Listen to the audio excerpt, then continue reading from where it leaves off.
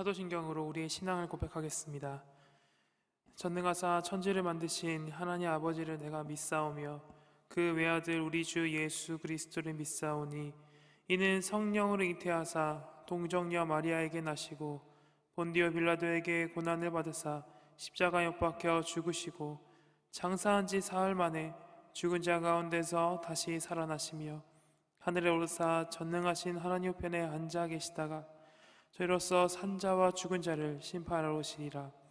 성령을 믿사오며 거룩한 공회와 성도가 서로 교통하는 것과 죄를 사하여 주시는 것과 몸이 다시 사는 것과 영원히 사는 것을 믿사옵나이다. 아멘. 찬송가 288장 함께 찬양하겠습니다. 찬송가 288장입니다.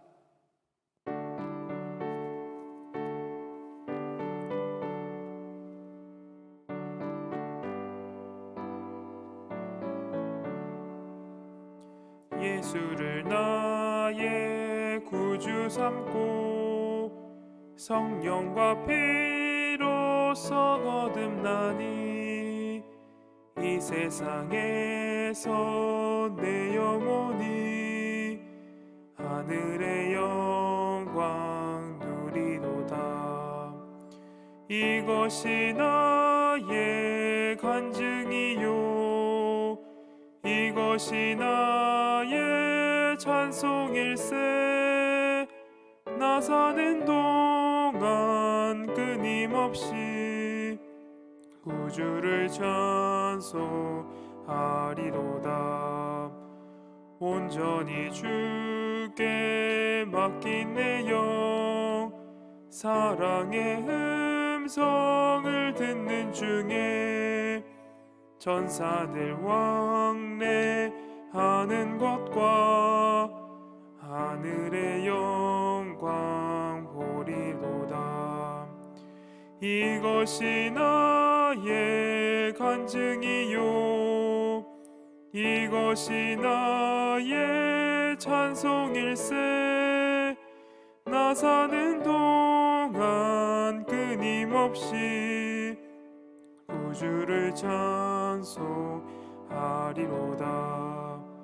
주 안에 기쁨 누림으로 마음의 풍랑이 잔잔하니 세상과 나는 간 곳 없고 구속한 주만 보이도다.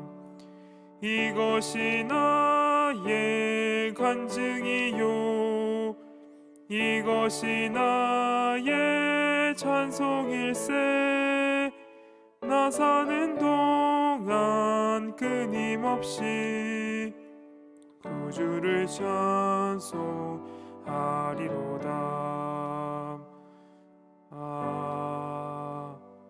아멘. 기도하겠습니다. 사랑과 은혜로 충만하신 하나님 아버지, 이른 새벽부터 우리를 모으시고 또 주님의 말씀을 듣게 하심에 주님 감사합니다. 주님 또한 저희가 주께 기도하기를 원합니다. 주님 저희의 기도를 들어주시고 저희가 늘 주님께 의지하여 살아가게 하옵소서. 예수님 이름으로 기도합니다. 아멘. 오늘 함께 보실 말씀은 사사기 19장 22절에서 30절 말씀입니다.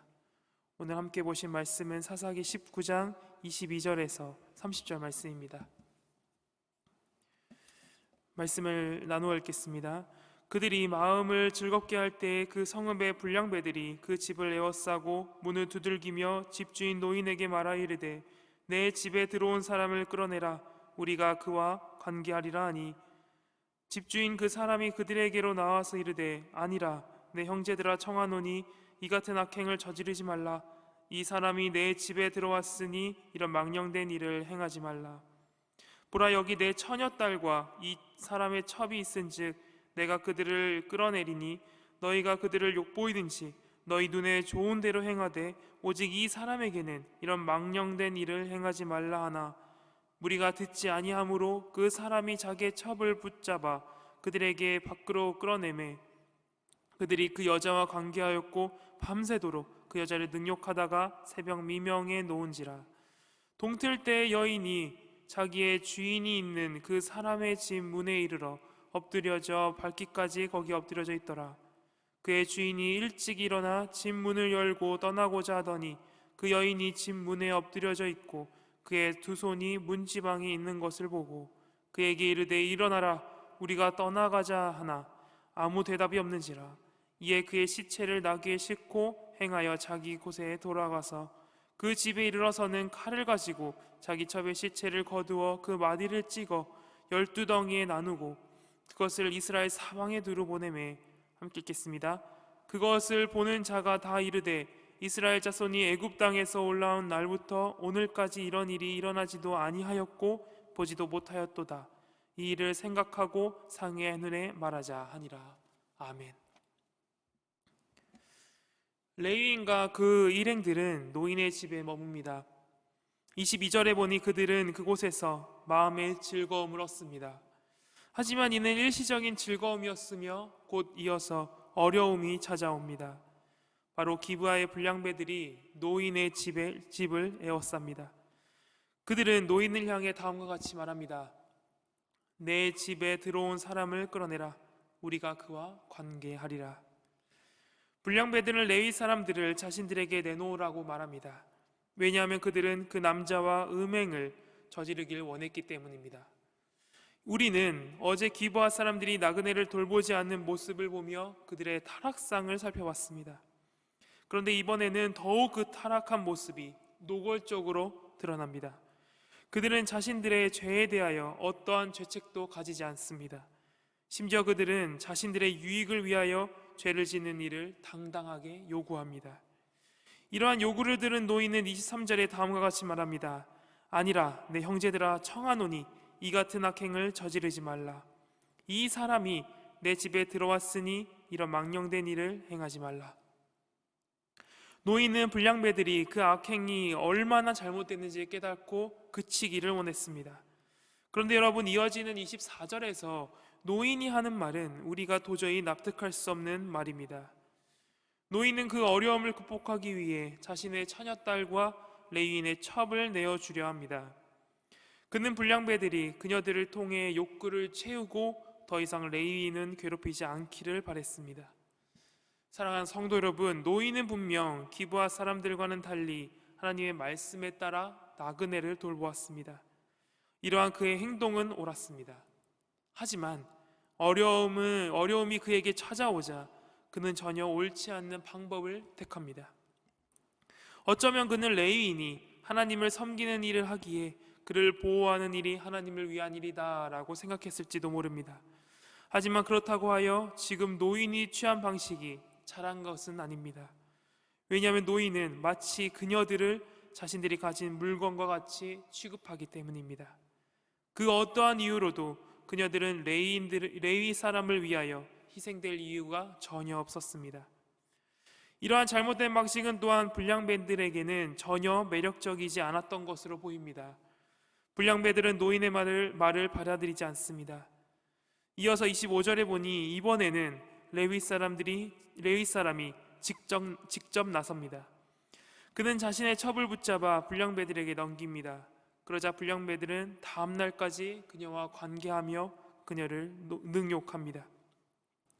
다음 날 레위 사람은 다시 길을 가려 합니다.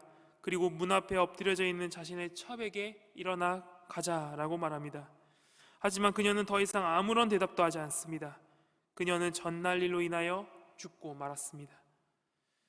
레위 사람은 자신의 첩의 시신을 28절 후반부에 보니 나귀에 싣고 자신의 집으로 돌아옵니다.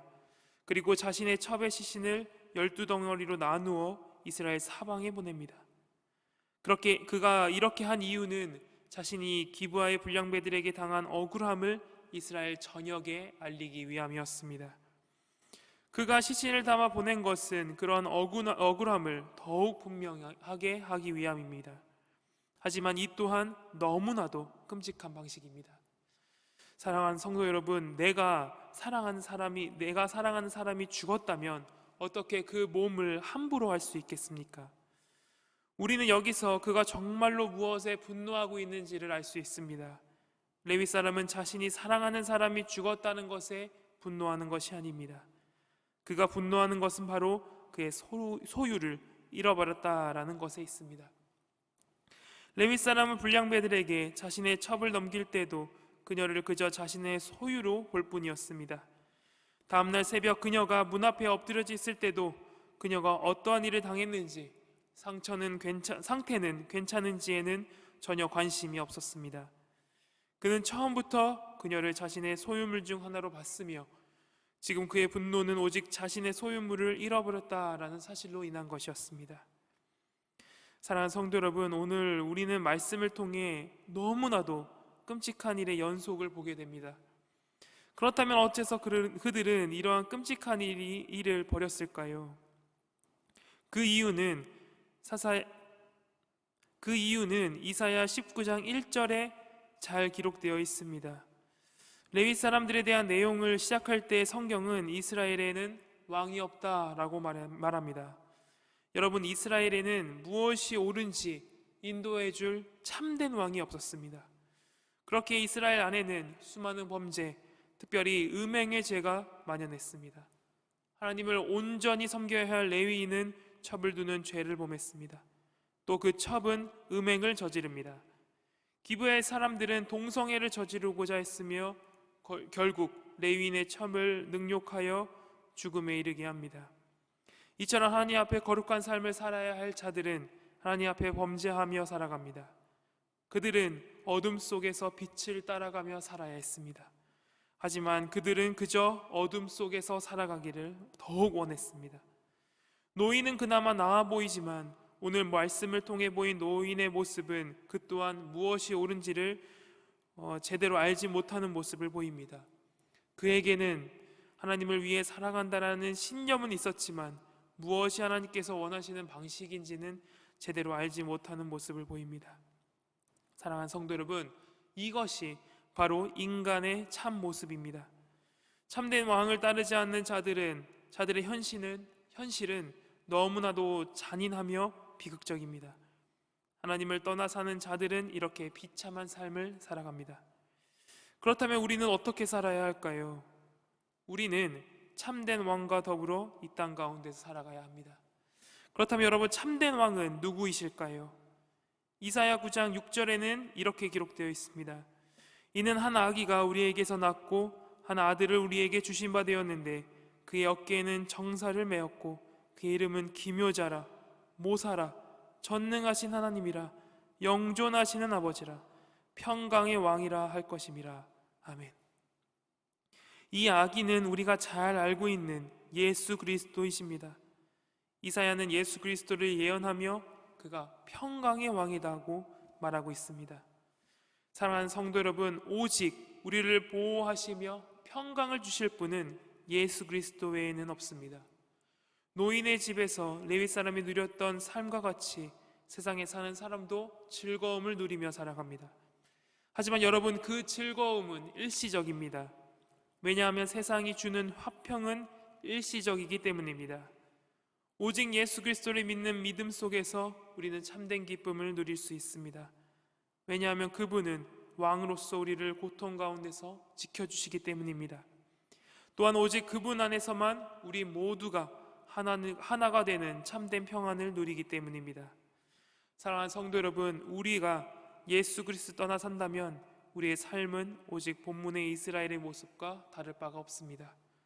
하지만 예수 그리스도와 함께 이 땅 가운데 살아간다면 우리는 참된 기쁨의 삶을 누릴 수 있습니다. 우리 강변교회가 오직 예수 그리스도를 믿으며 그 안에서 살아가길 바랍니다. 그렇게 참된 행복을 누리는 저와 여러분들 우리 모두 되길 바랍니다. 기도하겠습니다. 저희의 연약함을 아시는 주님, 저희가 늘 주께 의지하여 살아가길 원합니다. 주님, 저희는 너무나도 자주 죄를 범하곤 합니다. 주님, 이러한 저희를 불쌍히 여기사 참된 왕을 바라보며 참된 왕께서 이끌어 주시는 그 바른 길을 따라 살아가는 저희 모두가 될 수 있게 하여 주시옵소서. 예수님 이름으로 기도합니다. 아멘.